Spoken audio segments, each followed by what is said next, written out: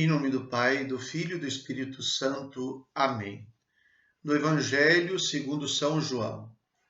Naquele tempo, disse Jesus aos seus discípulos: Quando vier o defensor, que eu vos mandarei da parte do Pai, o Espírito da verdade, que procede do Pai, ele dará testemunho de mim.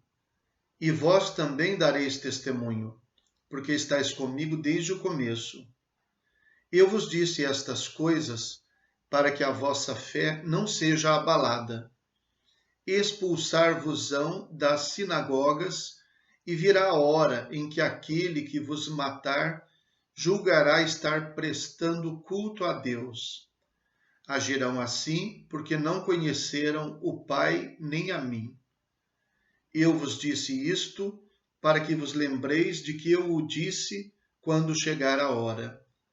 Palavra da salvação. Eu queria propor a vocês uma meditação desse trecho que nós ouvimos, fazendo uma coisa muito simples, que é procurando as perguntas para as quais o texto de hoje dá respostas. É um pequeno exercício. Eu fiz algumas perguntas, dando as respostas com aquilo que está dito no próprio texto. Às vezes é útil isso para a gente meditar e compreender um pouco o que é que o texto está dizendo. Claro que depois ainda a gente tem que se perguntar o que é que o texto está dizendo para a gente na vida concreta, no momento presente. Mas vejam lá.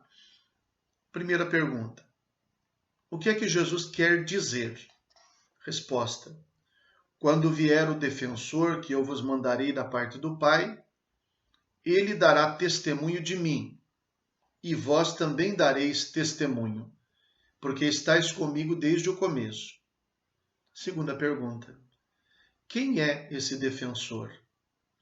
O Espírito da verdade que procede do Pai. Terceira pergunta. Para que Jesus diz isso? Resposta. Eu vos disse estas coisas para que a vossa fé não seja abalada. E mais ao final ele diz: para que vos lembreis de que eu o disse quando chegar a hora. Por que é que a fé dos discípulos poderia ser abalada?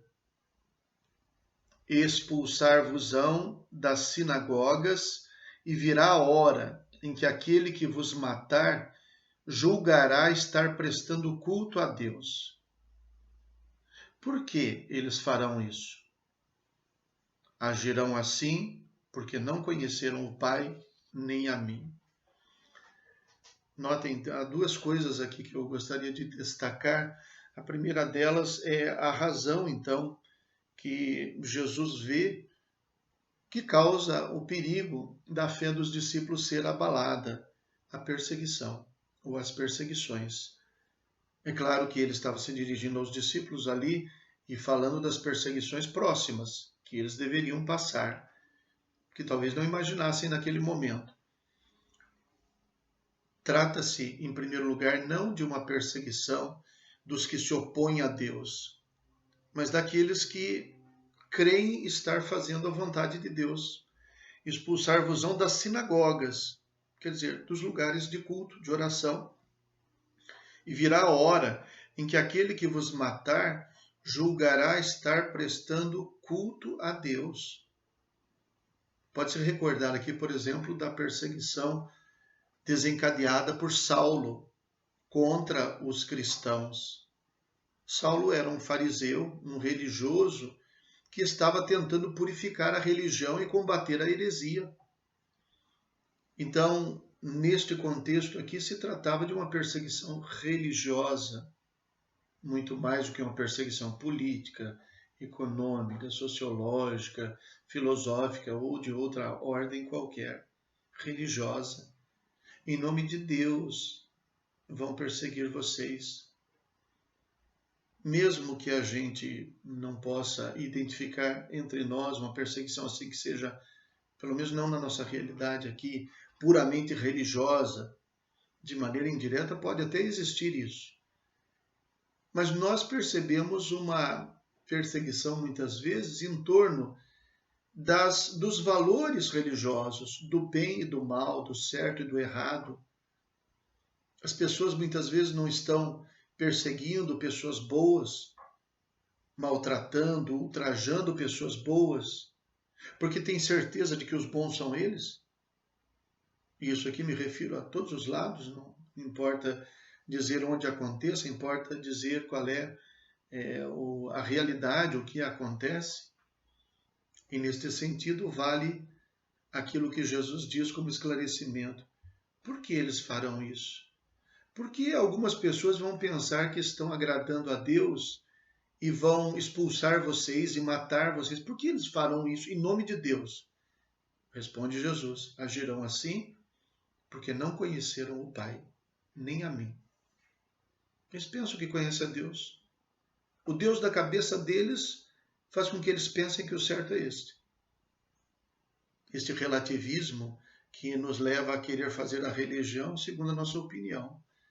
A gente escolhe a religião conforme a nossa ideia. E dentro da nossa própria religião, dentro da nossa própria igreja, nós somos capazes de aceitar umas coisas e rejeitar outras.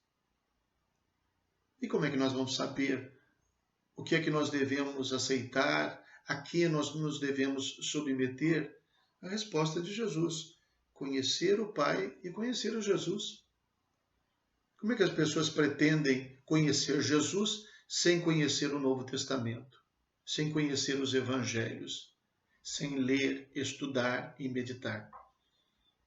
Como é que as pessoas vão pretender conhecer Jesus querendo interpretar tudo com o Antigo Testamento?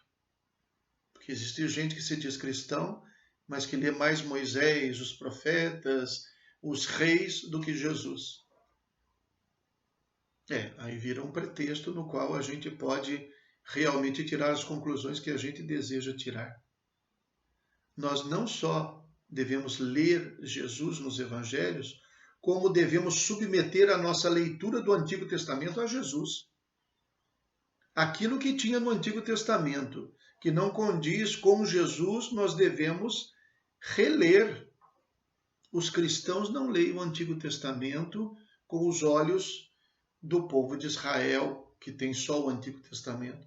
Os cristãos releem o Antigo Testamento tendo Jesus como plenitude.